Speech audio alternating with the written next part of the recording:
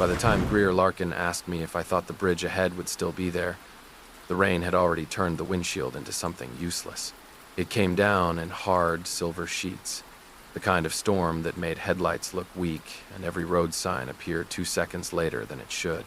I had both hands on the wheel of my truck, shoulders tight, eyes fixed on the narrow coastal highway bending through the dark pines. Greer sat beside me with her knees tucked under her coat, one hand wrapped around a paper cup of coffee that had gone cold 20 miles back, trying very hard to sound calmer than the weather. I told her the bridge was probably fine, which was not the same as saying I knew it was fine, and she turned her head slowly toward me like she had caught the difference. That was Greer's particular talent. She could hear the sentence underneath the sentence, even when I had sanded it down smooth.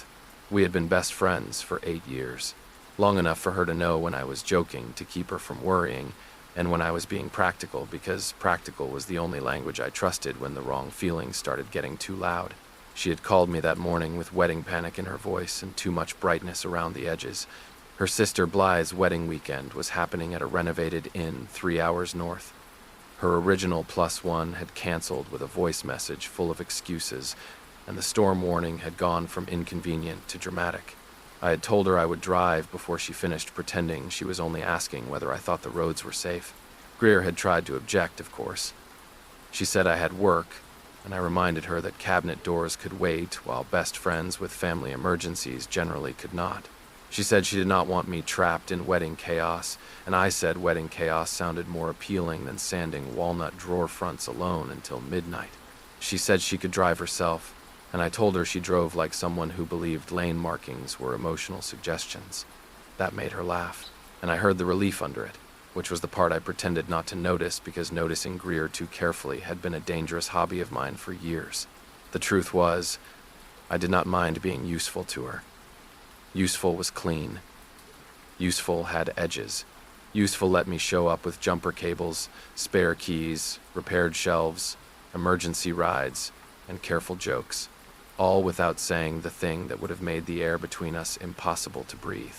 I was good at fixing what had hinges, joints, warped frames, split boards. I co-owned a little restoration workshop outside the city, and most days my hands knew exactly what to do. But with Greer, every instinct I had became too careful. If she shivered, I offered my jacket. If she went quiet, I changed the subject gently. If she stood too close, I found something across the room that suddenly needed my attention. There were men who ran toward what they wanted. I had become the kind who measured the distance and called it respect. I had reasons, though reasons are not always the same as excuses. 5 years earlier, my fiancée left with 2 suitcases, one shared dog she said I could keep, and a sentence that managed to rearrange my entire understanding of myself. She told me I was the life people came back to, not the man they ran toward. She did not say it to be cruel. That was the worst part. She said it like someone finally admitting the weather. After that, I got careful about being wanted. Trusted, sure. Needed, often. Called when something broke, absolutely. But wanted in a way that made someone reach for me without first checking if it was sensible. I had stopped building plans around that. Greer knew pieces of that story, but not all of it. She knew about the breakup, the dog, the silent month afterward when I rebuilt half my kitchen because destruction felt more honest if I put screws in it. She knew I hated being called dependable by people who meant it as praise and limitation at the same time. What she did not know was how many times I had almost told her that she was the only woman who made the old sentence feel false. She did not know that when she walked into my workshop with coffee and a ridiculous scarf, every machine in the room seemed too loud because all my attention went straight to her. Or maybe she did know. With Greer, that was the problem. She always knew more than she said. Her phone lit up again in the cup holder, buzzing against the plastic with the nervous energy of the entire Larkin family. She glanced down and sighed before picking it up. Blythe had apparently discovered that the florist's van was delayed. One aunt was threatening to arrive with her own centerpieces, and the groom's father had asked whether storm warnings were legally binding. Greer read the updates aloud in a dry voice, but I could see her thumb hovering over one message longer than the others. When I asked if everything was all right, She gave me that quick little smile she used when something was not tragic enough to deserve honesty, but too sharp to ignore. She said Hayes had arrived early. I kept my eyes on the road. Hayes Whitcomb was Greer's ex-boyfriend in the same way a glass hotel lobby was a room. Technically correct. Too polished to feel lived in. I had met him twice, both times at events where he wore expensive jackets and asked questions that sounded interested until you realized he never remembered the answers. He was handsome in a way that seemed professionally maintained, with the clean social confidence of a man who had never had to wonder whether he was wanted. Greer had dated him for almost a year. When it ended, she said they wanted different things, which was her polite way of saying he loved the idea of being seen with her more than he loved the work of knowing her. I asked if she knew he would be at the wedding. She said she knew there was a chance, since Blythe's fiancé worked with him, but knowing a storm might come did not make thunder less annoying. I smiled at that, and she looked out the window for a while. The road dipped through a stand of trees where water was already streaming along the shoulder, and the truck tires hissed through shallow runoff. Greer tightened her grip on her cup. I told her we were fine, and this time she did not let the sentence pass. She said I always sounded calmest when I was worried, and I told her that was unfair because I also sounded calm when assembling furniture with missing instructions. She leaned her head back against the seat and said that was different because furniture had the decency to admit when it was unstable. I should have laughed and left it there. That was the safe rhythm of us. She opened a door. I leaned on humor until it closed halfway. But the storm had made the truck feel smaller, and the dark road ahead kept pulling every unsaid thing closer. I asked her if seeing Hayes bothered her. Greer turned her face toward me, rainlight moving over her cheek, and said it did not bother her the way I probably thought. Then she paused long enough that I felt it in my hands on the wheel. She said what bothered her was that I might see him and remember all the wrong things about myself. That landed harder than it should have. I made some comment about being a 32-year-old man who could survive a wedding guest with expensive shoes, but she did not smile. She looked at me like I had just tried to hand her a repaired chair while the house was on fire. Greer said she knew I could survive him. That was not the question. The question was whether I would use him as proof that I should step back before anyone asked me to. I did not answer right away because there are moments when silence feels safer than lying, and I had already lied to her in so many gentle ways that I was tired of adding another. The bridge was still there when we reached it, though the river beneath had swollen into a dark, restless thing. Greer let out a breath she probably thought I did not hear. I told her she owed the bridge an apology, and she said she would write it a heartfelt note if we survived her sister's welcome dinner. For a few miles, we returned to easier ground. She described Blythe's wedding spreadsheet like it was a hostile government document. I told her my formal shoes were in the back seat and already judging me. She accused me of owning exactly one suit for weddings, funerals, and emotionally confusing favors, which was accurate enough that I could not defend myself. Still, beneath the teasing, something had shifted. Her hand rested on the console between us, close enough that I could have covered it with mine without pretending it was accidental. I did not. I kept driving, because driving had rules and lanes and a clear destination. Wanting Greer had none of that. Wanting her felt like taking both hands off the wheel in a storm and trusting the road to stay under me. When the inn finally appeared through the rain, all warm windows and blurred porch lights against the black hillside, Greer made a small, relieved sound that did unfortunate things to my chest. The parking lot was half flooded, the gravel shining under sheets of water, and guests were running from cars with garment bags over their heads. I parked near the side entrance and told Greer to wait while I grabbed the umbrellas. She ignored me, obviously, stepping out into the storm before I could get around the truck. By the time we reached the porch, her hair was damp around her face, my jacket was soaked through one shoulder, and she was laughing because the wind had turned my umbrella inside out like it had personal objections to chivalry. Inside, the inn smelled like wet wool, old wood, and expensive candles trying their best. Greer shook rain from her sleeves while I carried our bags to the front desk, where a young clerk with overwhelmed eyes was clicking through reservations as if the computer might confess under pressure. Greer gave her name, then mine, and the clerk's expression changed just enough for me to notice. Greer noticed, too. Of course she did. The clerk looked from the screen to us, then toward the storm-dark windows, and said she was very sorry, but there was a problem with the rooms. The clerk said the word problem the way people say it when they are hoping you will take it better than the last 3 people did. Behind us, the storm shoved rain against the windows hard enough to make the old glass tremble.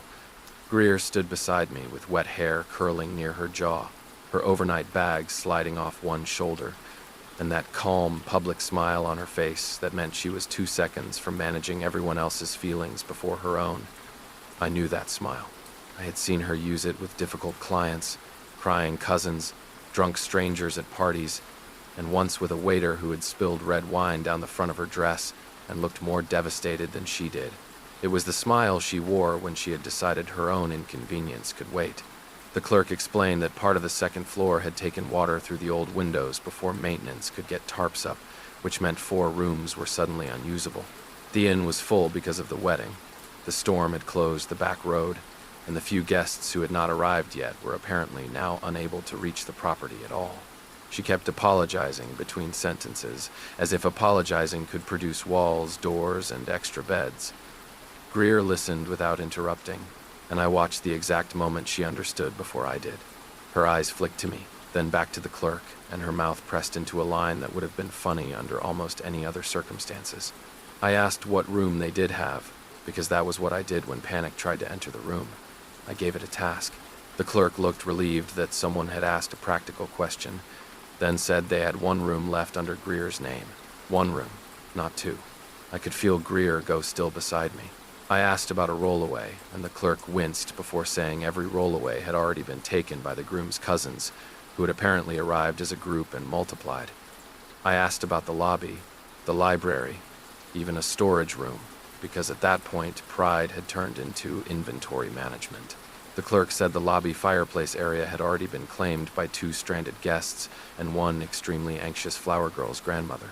Then she lowered her voice and said the remaining room was private, dry, warm, and honestly the safest option until morning. Greer thanked her before I could keep negotiating reality into something less intimate. She took the key cards, slipped one into my hand, and told the clerk she appreciated the help.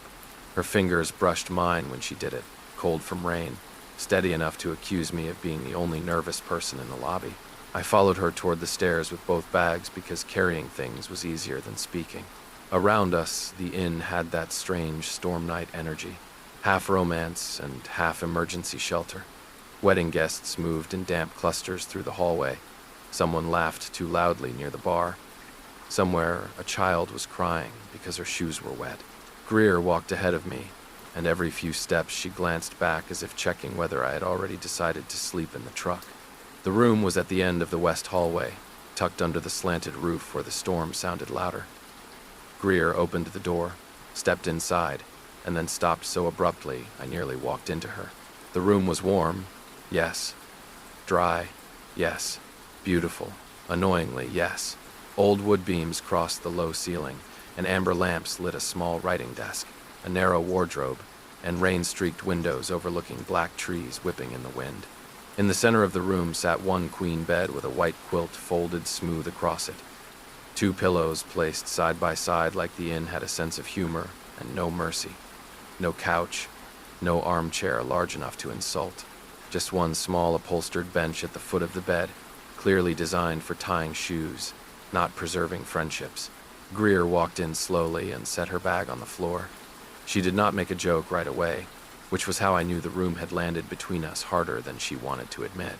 I set both bags by the wardrobe and immediately started looking for alternatives, because if there was a closet, I could probably create a plan out of it. There were extra towels, 1 thin blanket, 2 hangers, and a luggage rack that looked like it would collapse under a sweater with confidence issues. I checked under the bed, as if a second mattress might be hiding there out of modesty. Greer watched me with her arms folded, rain still shining on the shoulders of her coat. When I opened the wardrobe a second time, she said my name in the tone she used when I was about to fix something that was not broken. I told her I could make the floor work. She looked at the polished wood, then at me, then back at the bed. The floor was not carpeted. It was not even pretending to be friendly. I said I had slept in worse places, and she asked when. I mentioned a job site in Bend, a delayed ferry terminal, and one regrettable bachelor party where I had passed out sitting upright in a laundry room. Greer said none of those counted as a romantic standard, and then her face changed because she heard her own word too late. Romantic. It slipped into the room and stood there with us. I tried to save her from it, or maybe save myself. I said the bench might work if I put my feet on the luggage rack. Greer gave me a flat look and said I was 6 feet tall, not a decorative scarf. I said I could sleep in the truck once the rain slowed down. That was the wrong answer. Her expression sharpened, not angry exactly, but hurt wearing a neat coat. She asked if I understood how insane it sounded that I would rather sleep in a flooded parking lot than share a bed with the woman who had trusted him enough to bring him here.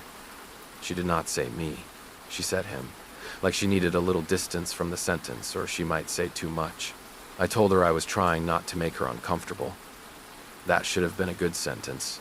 Respectful, safe, the kind of sentence a decent man could stand behind.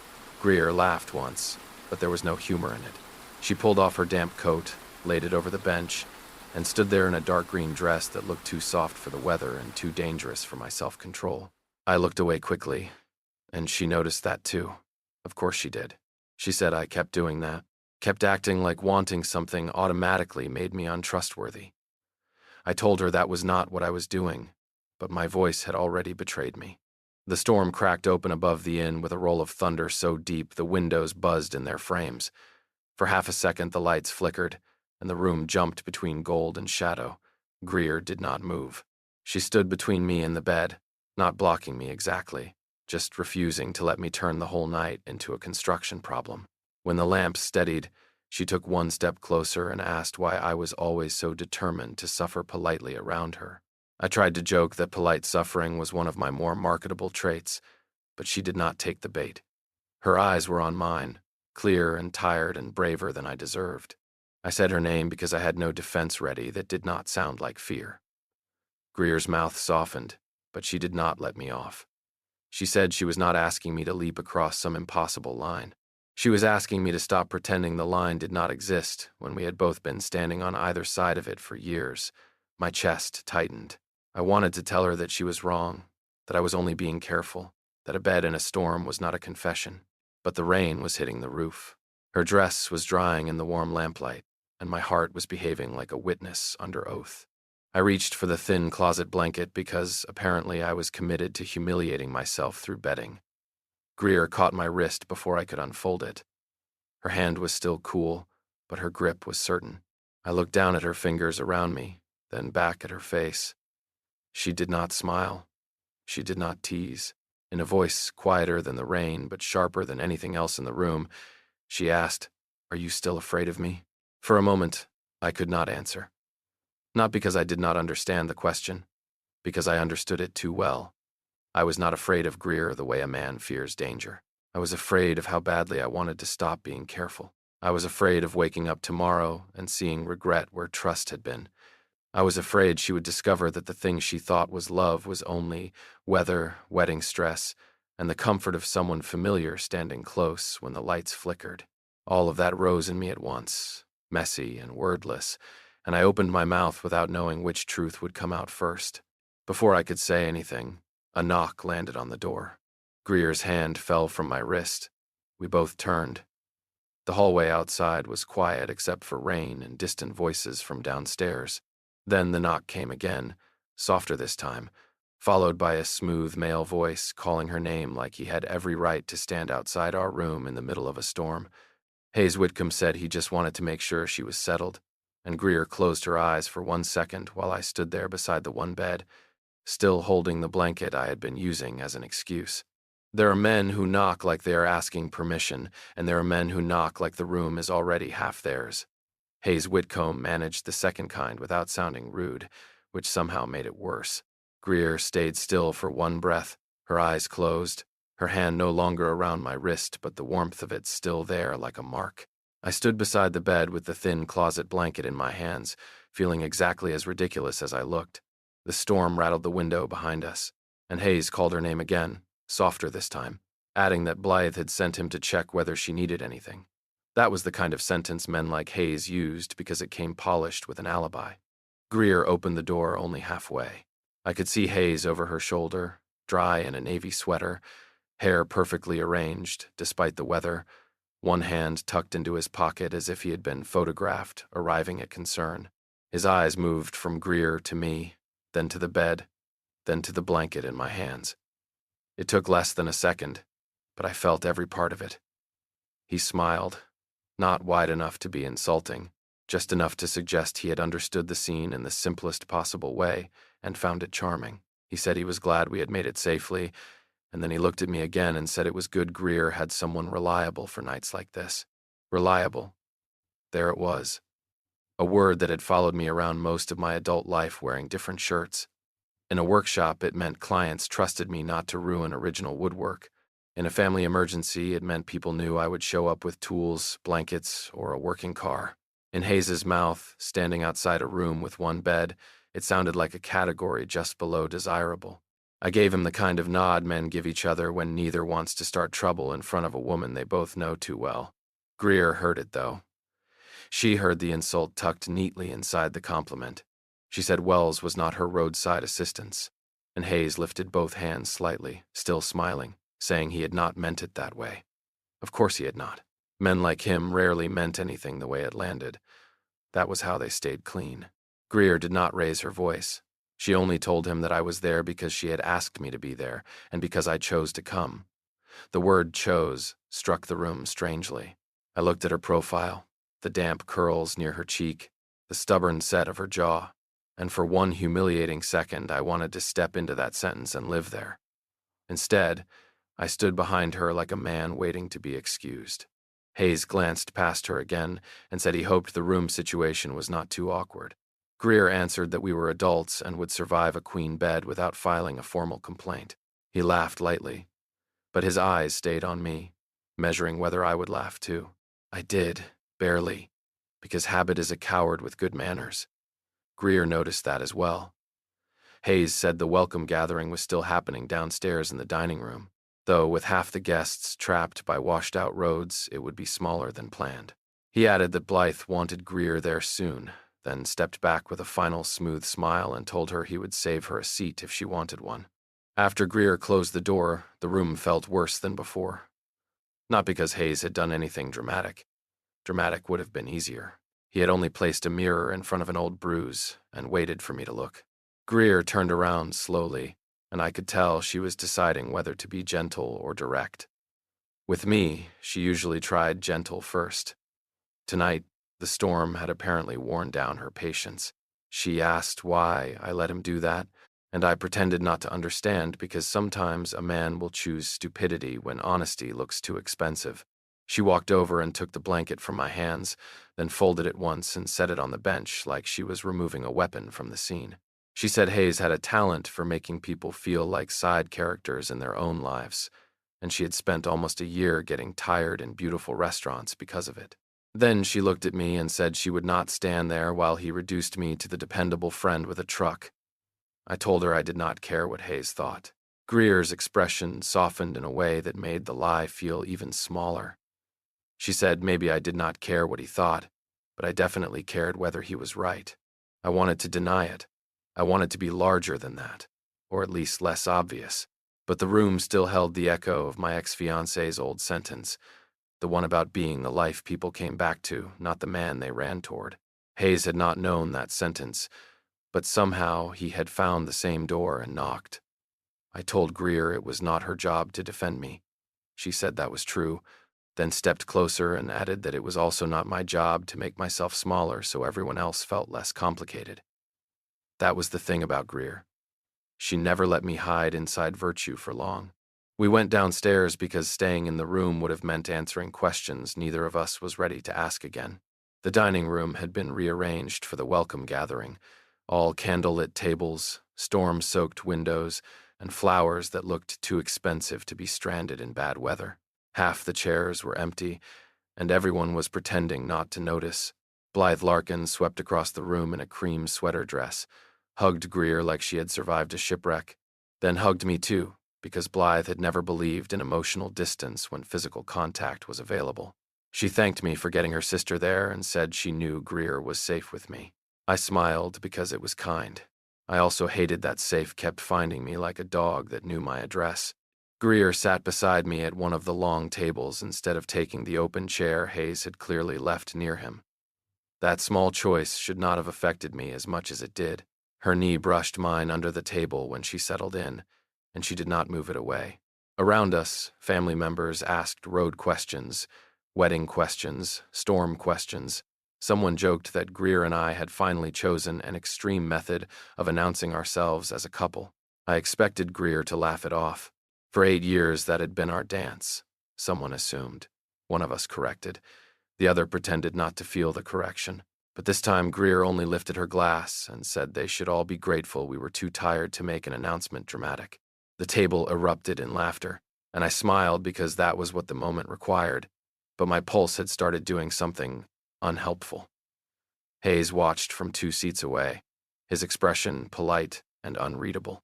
Blythe looked between me and Greer with the bright, dangerous interest of a bride who had temporarily forgotten her own wedding stress. Greer kept eating like she had not just left a door unlocked in public. I leaned closer and murmured that she was going to start rumors. She did not look at me when she answered. She said maybe rumors were just tired truths waiting for better lighting. That sentence followed me through the rest of dinner. It followed me while Hayes made conversation about the storm damage with the inn manager and somehow made even road closures sound like networking. It followed me while Blythe asked Greer to help choose between 2 emergency ceremony layouts. And Greer stood from the table without asking me to come, though her hand brushed my shoulder as she passed. That touch was nothing. It was everything. A casual claim, a private reassurance, or maybe just Greer being Greer. I hated that my mind still worked so hard to explain away what my body understood immediately. When she returned, the room had shifted into that loose, late evening mood where people gather near windows and bars and half-finished desserts. Someone had found a speaker. Someone else was arguing that a wedding during a storm was good luck if you were poetic and bad planning if you were honest. Greer stood beside my chair, close enough that the skirt of her dress brushed my sleeve, and asked if I wanted to escape before her aunt recruited us into centerpiece triage. I said I thought I was already serving a life sentence as emotional support furniture. She smiled, but the smile did not quite reach the place it usually did. We went back upstairs carrying 2 bottles of water and a plate of cookies Blythe insisted we take because weddings apparently produced emergency carbohydrates. The hallway was dimmer now, lit by old sconces and storm glow through the windows at each end. Neither of us spoke until the room door closed behind us. The bed was still there, absurdly neat, as if it had waited patiently for us to resume the argument. I set the cookies on the desk and turned toward the floor before I even realized what I was doing. Greer noticed. Her shoulders dropped, not with anger this time, but disappointment. She took off her dress jacket slowly and laid it over the bench, the same bench I had mentally measured for self-punishment an hour earlier. The dark green dress beneath had thin straps, and she crossed her arms as if she were suddenly cold, though the room was warm. She said my name quietly, and that was worse than if she had snapped. I looked at her, then away, then forced myself to look back, because she deserved better than the sight of my face. Greer said she could handle Hayes. She could handle wedding chaos, and she could even handle one bed in a storm. What she could not handle was me acting like being careful around her was kindness when it was starting to feel exactly like rejection. Greer said it quietly enough that the storm almost took it from her, but I heard every word. Being careful around her was starting to feel exactly like rejection. I stood near the desk with the plate of cookies between us like some pathetic peace offering, unable to decide whether to apologize, defend myself, or do what I usually did and find a practical task to hide inside. The lamps flickered once, then steadied, throwing warm light across the room and catching the rain on the window in moving lines. Greer had crossed her arms, not dramatically, not like she was trying to shield herself from me on purpose, but the shape of it still made my chest ache. I had spent years trying to be the one person who never made her feel unwanted, and somehow I had been doing exactly that with better manners. I told her I did not mean it that way.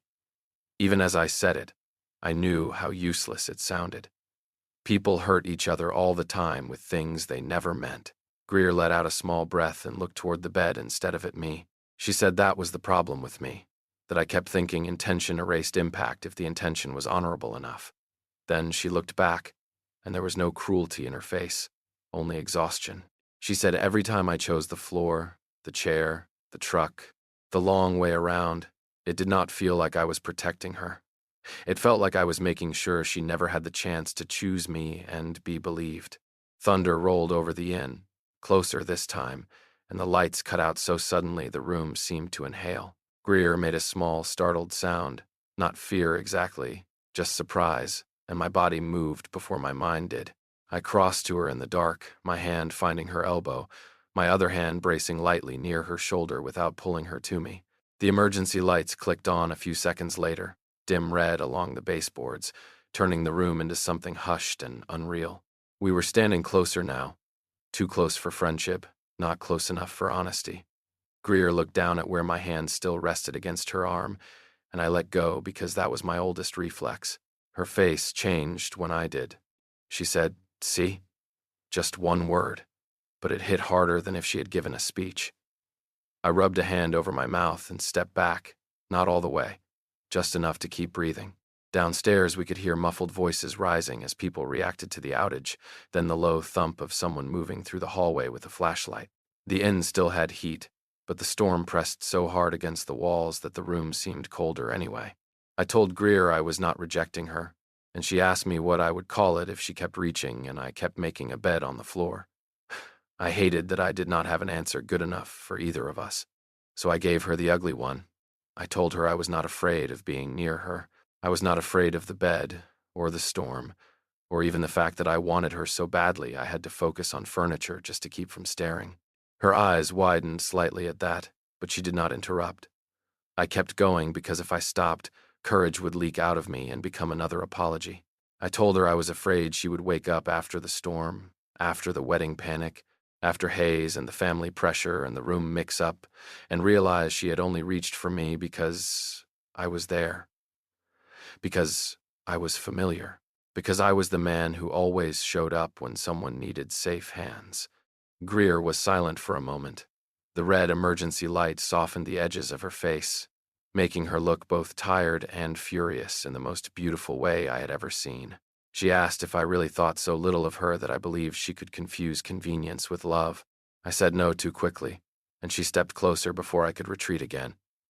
She told me Hayes had been convenient in every visible way. He knew how to enter rooms, how to speak to her family, how to order wine, how to look right in photographs, and how to make a woman feel admired without ever having to know what scared her at 3 a.m. Then her voice lowered, and she said he made her feel displayed, while I made her feel known. Those were not the same thing. I could feel something in me giving way, not breaking exactly, but losing its old shape. Greer reached for the edge of the desk behind her, maybe to steady herself, maybe to stop herself from reaching for me again before I had earned it. She said she was tired of being treated like a fragile thing I might damage by wanting. She was 31 years old. She had survived bad love, good lighting, and men who complimented the version of her they could show off. She did not need me to make decisions for her and call it respect. She needed me to believe her when she stood in front of me and chose exactly what she was choosing. I said her name, and it came out rougher than I intended. Greer's eyes softened, but she did not rescue me from the silence. That was how I knew she meant it. She was not going to soothe me into another almost confession. She was not going to make a joke that let me return to being the good man who never asked for anything. The storm had knocked out half the inn. Hayes was somewhere below us in the dark with his polished concern, and my best friend was standing in front of one bed asking me to stop making her prove her own heart to a man who had already memorized it. I looked at the floor, then at the bed, then back at her. The old instinct rose anyway.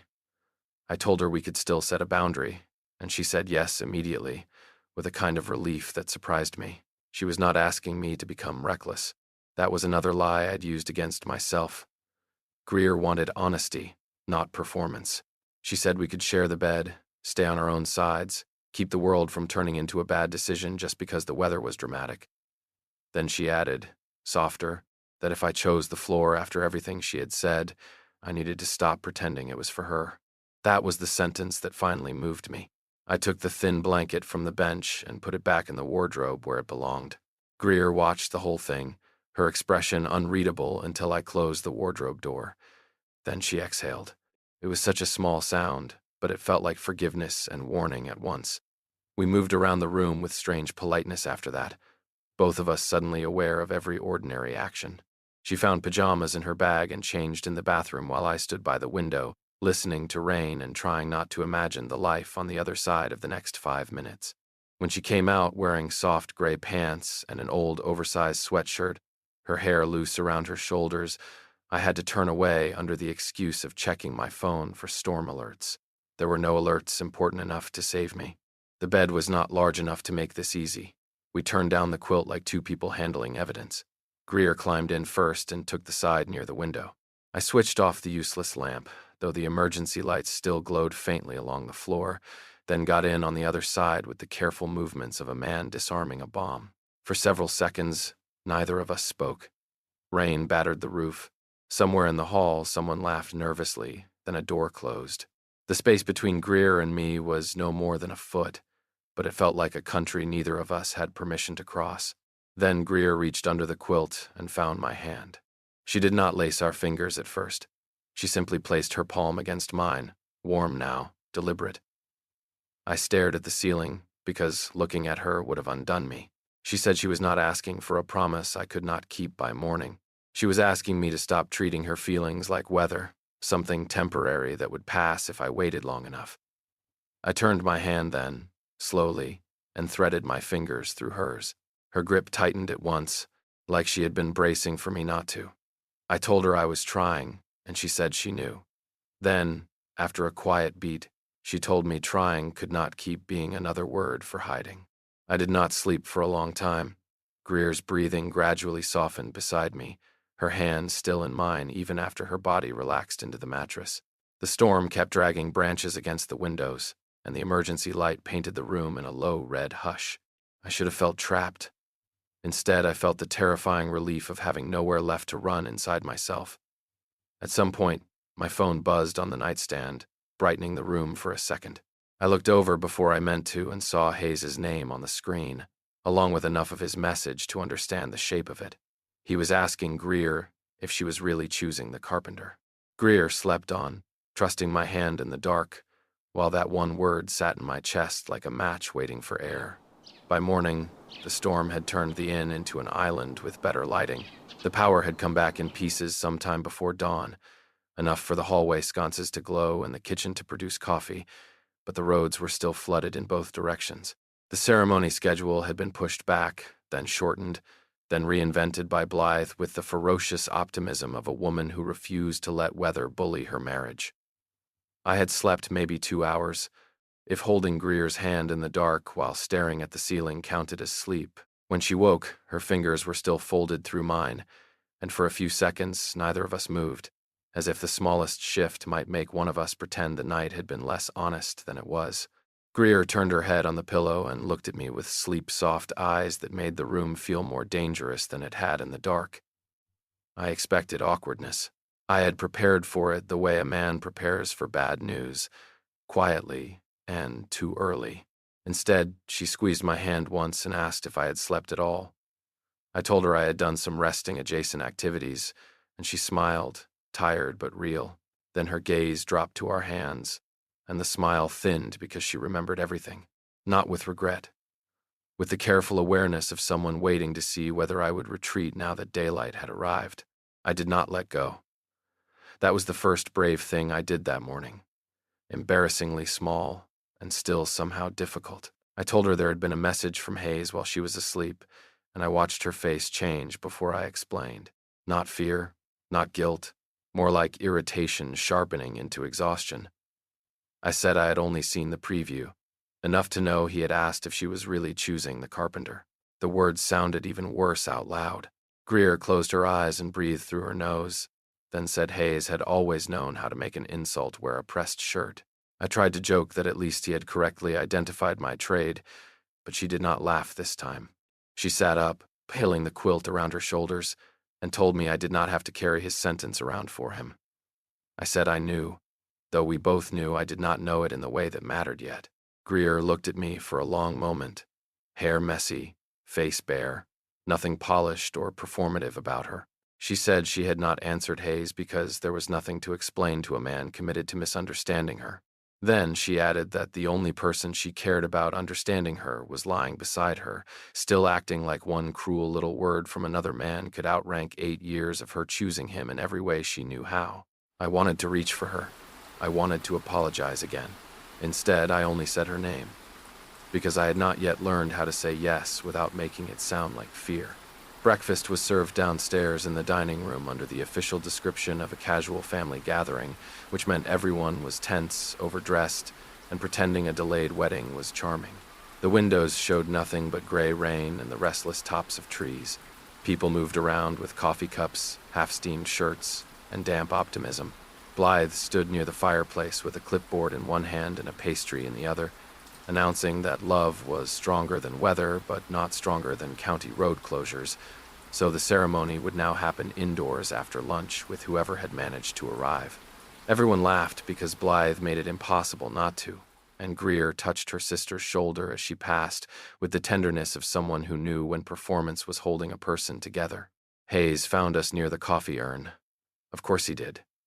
He greeted Greer first, then me, polite as ever, his eyes flicking once to the space between us.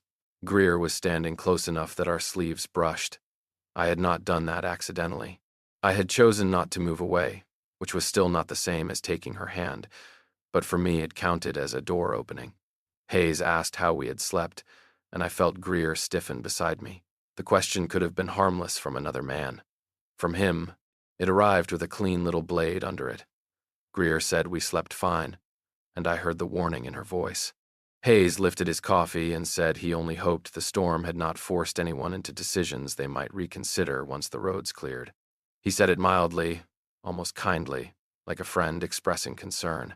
A few people nearby were close enough to hear, but too polite to react. My body did what it always did first. It went still. Somewhere in me, that old sentence woke up, the one about being the life people came back to, not the man they ran toward. Hayes had found a newer version of it. He was suggesting I was a storm choice, a convenience, a warm body in a room with one bed and bad weather. Greer answered before I did. She said, very evenly, that women were capable of knowing their own minds during rainfall. Someone nearby gave an awkward laugh. Hayes smiled as if she had amused him, which made my jaw tighten.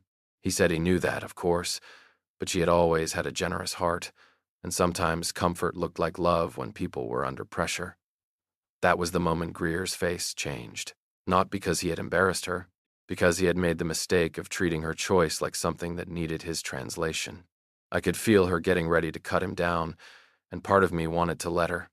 She would have done it beautifully. Greer had a way of making a man feel foolish with exact grammar and no raised voice.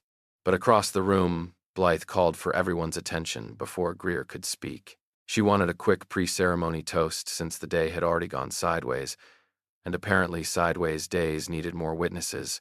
People drifted toward the center of the dining room with coffee, juice, and champagne someone had located despite the hour. Hayes stepped beside us as though the conversation had ended on his terms. Greer looked at me, and that was when I saw it. Not anger, not even hurt. Tiredness. She was tired of being the only brave one. Blythe gave a short toast first, half funny and half tearful, thanking everyone who had fought their way through the storm and everyone who had loved her enough to panic productively. Then she pointed her glass toward Greer and said her sister had always been the person who could make a disaster feel survivable. Greer smiled, but I could see the emotion pinch at the corners of her mouth. Blythe then looked at me and added that she was grateful I had gotten Greer there safely, because there were very few people she trusted with her sister in weather like that. Safe again. The room smiled at me kindly. Hayes smiled too, and something in me finally refused to shrink. I did not plan to speak. If I had planned it, I would have ruined it by making it careful. But I found myself lifting my glass and saying Blythe was right to trust me with Greer, though not because I was safe in the way people kept meaning it. The room quieted a little, probably because men like me did not usually interrupt wedding breakfasts with emotional corrections. My hand was not shaking, which surprised me. Greer turned toward me slowly. I said Greer was not confused by the storm, or by a room mix-up. or by someone else's idea of what kind of man looked impressive on paper. She had known me at my worst, my dullest, my most useful, and somehow she had kept seeing more than I believed was there. My throat tightened, but I kept going because stopping would have been worse. I said I had been hiding behind friendship for years because I thought wanting her openly would make me selfish or foolish or temporary. Then I looked at Hayes. Not long enough to start a fight, just long enough to stop pretending I did not know where the insult had come from. I said Greer was not settling for a carpenter because the roads were flooded, and I was not standing beside her because I was grateful to be chosen by anyone. I was standing there because I loved her, and because I had loved her too long to keep calling fear responsibility. No one spoke for a second. Even the storm seemed to pull back from the windows to listen. Greer stared at me like I had crossed a room she thought I would stand outside forever. I did not give a speech after that. I did not know how. I only lowered my glass and added that if the wedding day needed one useful thing from me, I could say with complete confidence that loving a Larkin woman was not for men who liked easy weather. Blythe burst into a laugh that turned into a sob, which broke the room open. People laughed, clapped a little, murmured around us. Hayes said nothing. Greer still had not moved. For one awful second, I wondered if I had said too much, too publicly, if anger had pushed me into a confession she wanted private. Then she stepped toward me and took my hand in front of everyone. Not my sleeve, not my wrist, not some casual point of contact she could explain away. My hand. Her fingers slid between mine with the same certainty they had in the dark, and my chest went hot in a way no fire could have managed. She thanked Blythe quietly, then looked up at me, with eyes bright enough to make the entire room disappear. She did not kiss me there. That would have been easier, maybe, or at least more cinematic.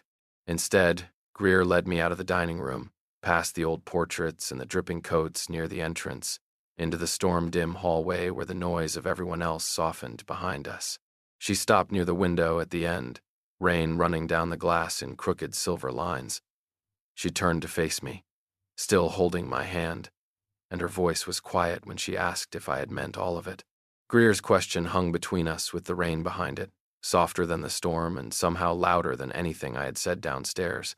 She was still holding my hand, but not tightly. That mattered.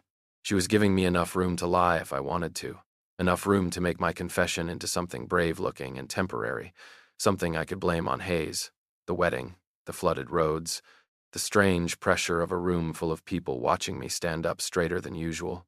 I looked at her hand in mine, at the small half-moon mark one of her rings had left against her finger, at the damp curl stuck near her temple because the inn was old and the storm kept sneaking in through every seam. Then I told her the truth, not the polished version. I said anger had opened my mouth, but it had not put love there.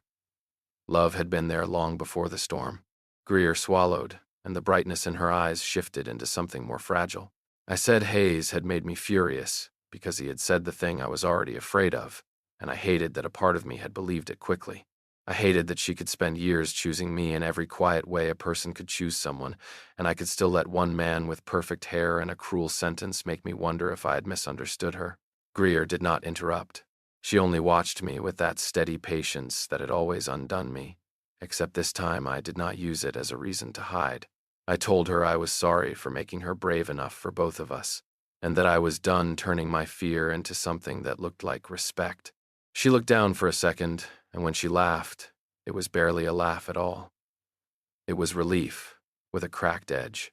She said she had wanted to be angry at me in a clean way, but I kept making it complicated by being honest at the worst possible moment. I told her I could go back downstairs and try being emotionally vague if that helped. Her mouth curved, but her eyes stayed wet. She said no, she had lived through enough vague men for one lifetime. Then she stepped closer, not rushing, not dramatic, just closing the last bit of distance I had spent years turning into a moral principle. I lifted my free hand to her face and stopped before I touched her, because some habits die loudly. Greer saw the pause. Of course she did. But this time, instead of flinching from what it meant, I let my palm settle along her cheek. Her skin was warm, and she leaned into my hand like she had been waiting to see whether I would choose the touch without apology. I told her I had wanted to kiss her for longer than I knew how to admit without sounding pathetic. She said I could sound pathetic later, but right now she strongly recommended action. That was Greer, brave enough to pull my heart out of hiding, funny enough to keep me from treating it like a tragedy. So I kissed her. Not because the storm trapped us, not because Hayes pushed me, not because the hallway was dim and the whole wedding weekend had become unreal. I kissed her because she was Greer Larkin, and because I was tired of standing inches away from the life I wanted while congratulating myself for not reaching. The first touch was soft, almost careful, but not uncertain. Her hand came to my chest, fingers curling once in the front of my shirt, and that one small grip did more damage to my restraint than any grand romantic moment could have. I kissed her again, slower, and she rose into it like she was answering every year I had mistaken patience for safety. When we pulled apart, the hallway had not changed. The rain was still hard against the glass. Someone downstairs laughed too loudly. A door creaked open at the far end, then closed again when whoever it was realized they had walked into something private. But Greer's forehead rested against mine, and her thumb moved once against the back of my hand, and I understood that the world did not need to transform for my life to change. Sometimes it only needed one person to stay close after the truth was spoken.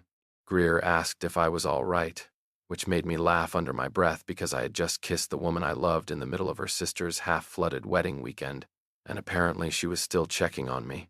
I told her I was not all right in any useful sense, but I was done being afraid of that. Blythe found us 10 minutes later and pretended very badly not to notice Greer's mouth was softer than before and my hand was still at her waist. She only said the ceremony was happening in 20 minutes. The florist had surrendered, the aisle was now between the dining tables, and if we were going to have a romantic crisis, we needed to do it on schedule. Greer hugged her sister, and Blythe whispered something in her ear that made Greer laugh and cry at the same time.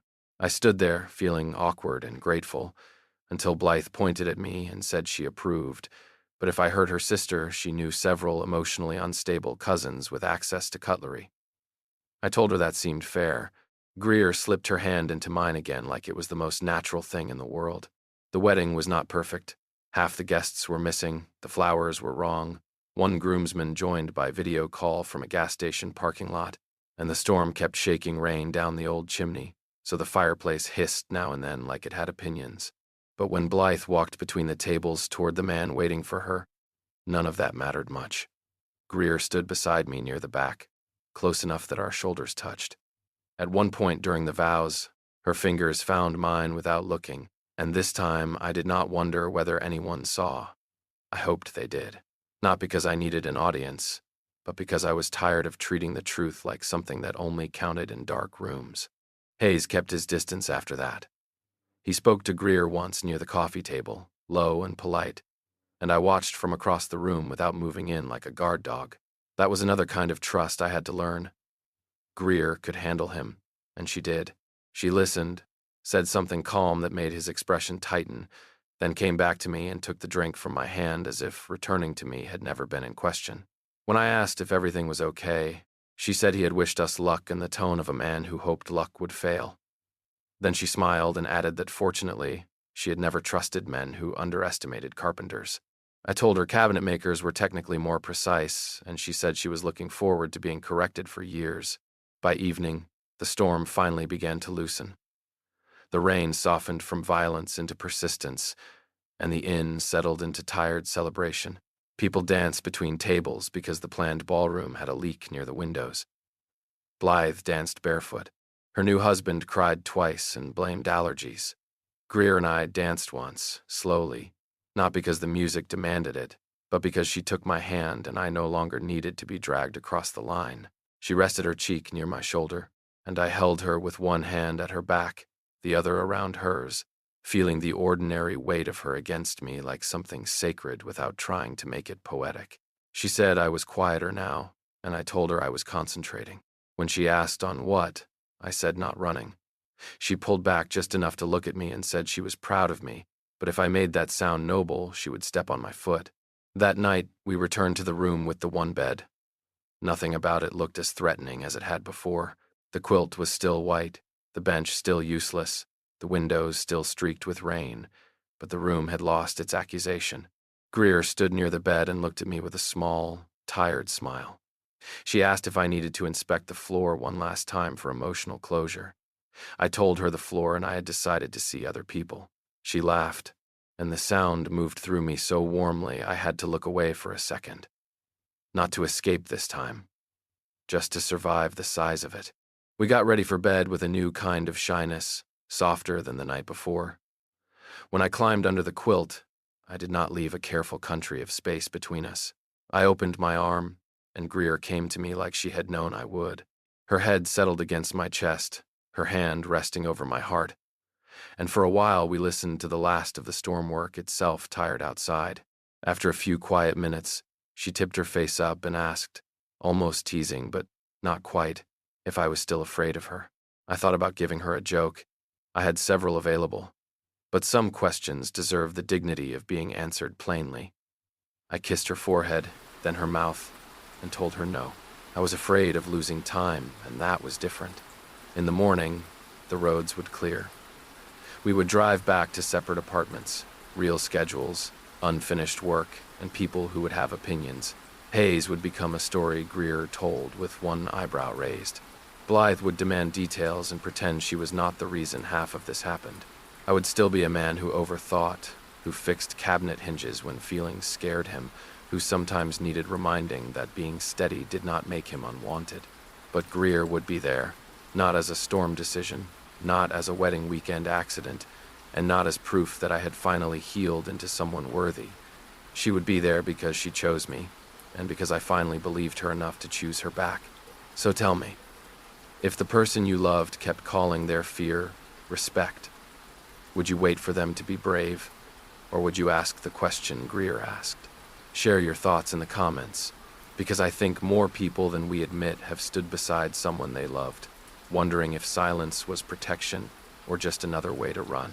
And if this story made you feel something, like and subscribe for more slow burn love stories about the moment people finally stop hiding from the truth.